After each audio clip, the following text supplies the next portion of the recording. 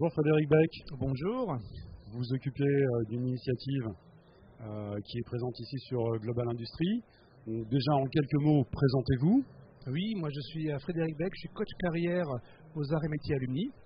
Et depuis de nombreuses années, en fait, les Arts et Métiers Alumni sont en partenariat avec Global Industries pour justement proposer du coaching express et pour conseiller en fait les visiteurs.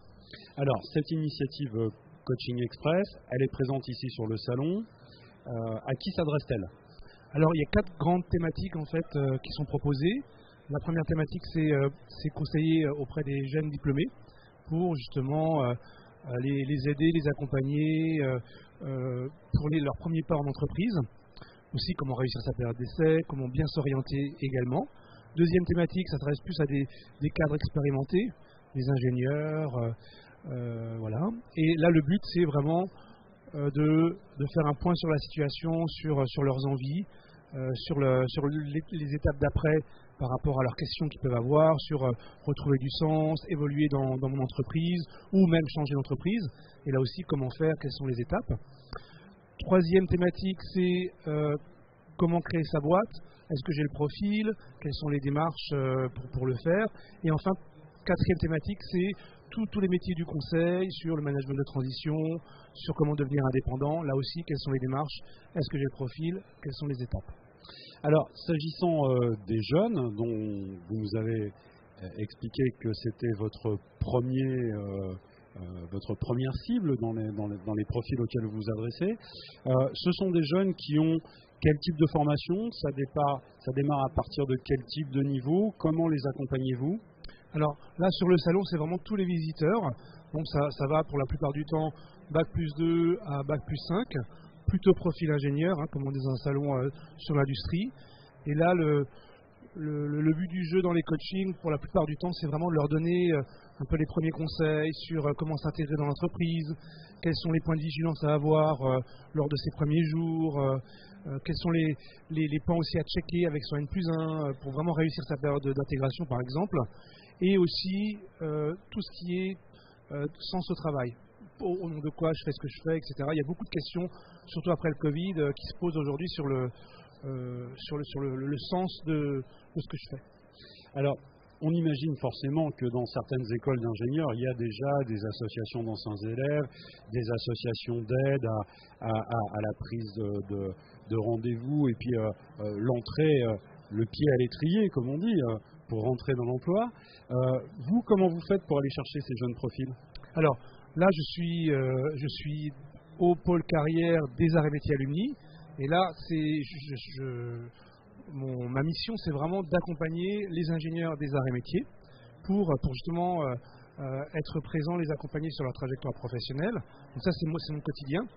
Et du coup, c'est soit eux qui viennent à travers notre site ou à travers le bouche à oreille. Ça marche beaucoup comme ça, par recommandation, pour être suivis. Et de plus en plus, en fait, les jeunes anticipent pour leur démarche, et ça, c'est un bon signe. Donc, quelque part, c'est cette connaissance, cette maîtrise que vous avez des initiatives d'entrée, de démarrage, d'une démarche d'entrée dans l'emploi, que vous avez expérimenté à travers les arts et métiers, que vous mettez aujourd'hui à la disposition de tous les jeunes diplômés, quelle que soit l'école d'où ils viennent? Oui, c'est exactement ça. Là, le but, c'est vraiment qu'ils réussissent leur première expérience, qu'ils puissent s'épanouir, qu'ils trouvent aussi le bon environnement pour justement pouvoir donner le meilleur d'eux-mêmes, parce que après, ça a vraiment un effet dynamisant, parce que plus tôt on trouve un petit peu sa voie, mieux après on peut s'épanouir et évoluer dans sa carrière. Alors parlons du second, parlons du second profil auquel vous vous adressez. Oui. Ce sont des gens qui travaillent depuis quelques années. Ils ont déjà une longue carrière, ils ont déjà une longue expérience. Comment ça se passe? Oui, alors là, il s'agit plutôt de cadres expérimentés et qui peuvent avoir des problématiques ou un questionnement sur leur évolution en interne. Comment évoluer parce que j'ai peut-être le profil ingénieur et j'aimerais aller sur des postes de direction.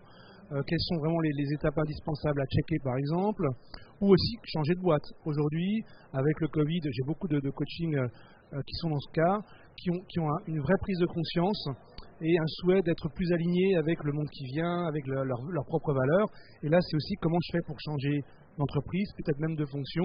Quelles sont vraiment les clés pour bien faire aboutir leur projet. Alors c'était un peu la question que j'avais envie de vous poser, vous l'évoquez vous-même.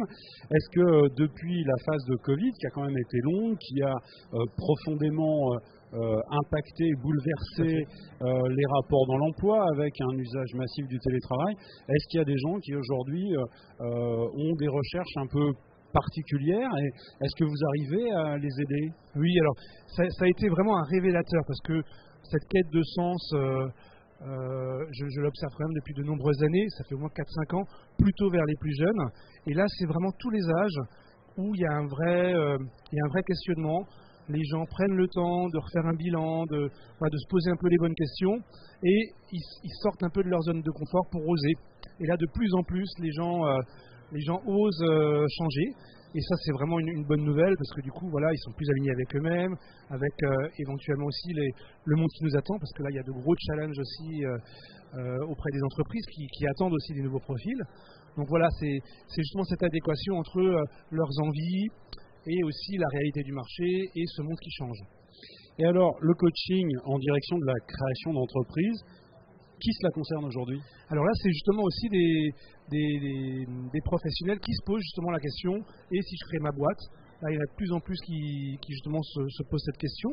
Et là aussi, c'est pareil, il y a des passages un peu obligés pour vraiment déjà de l'idée, passer au business plan, rencontrer des professionnels, voir aussi tout ce qui existe en termes d'aide, etc. Donc là aussi, il y a des démarches, il y a une méthodologie un peu à suivre. Et le but, c'est vraiment de les sensibiliser par rapport à leur qualité, aux qualités de chacun, pour justement trouver à la fois les ressources en eux-mêmes, se poser les bonnes questions, et s'ils n'ont pas les compétences, voir comment faire pour se former ou s'associer avec d'autres.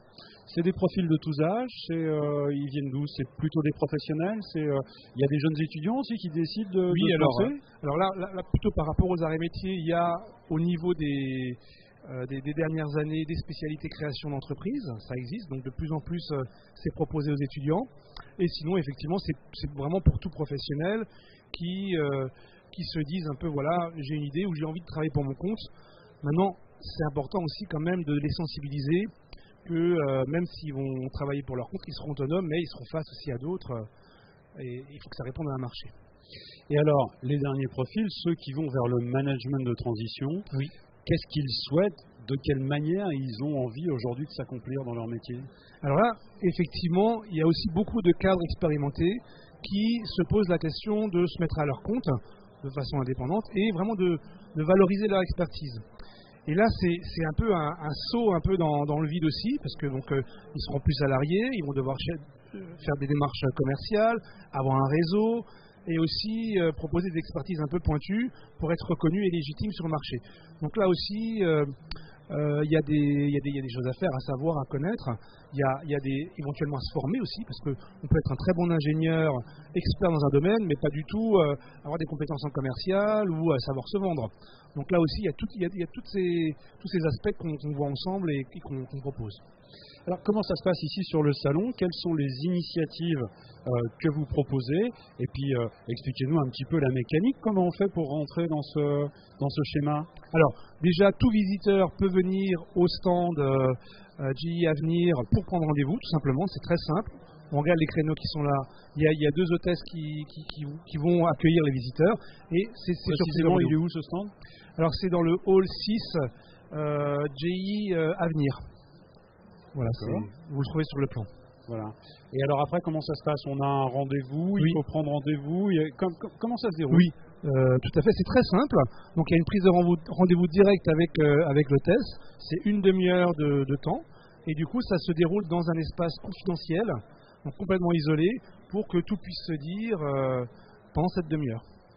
Et vous allez rencontrer, à l'occasion du salon, donnez-nous une idée, vous allez rencontrer combien de personnes? Combien y aura-t-il de séances? Alors, en même temps, il y a 3 coachs donc, qui vont proposer 8 séances par jour sur les 4 jours, en sachant que ça commence cet après-midi et ça finit... 3 jours et demi. Voilà, c'est ça, 3 jours et demi, avec, pour un jour plein, 8 séances. Donc ça fait à peu près...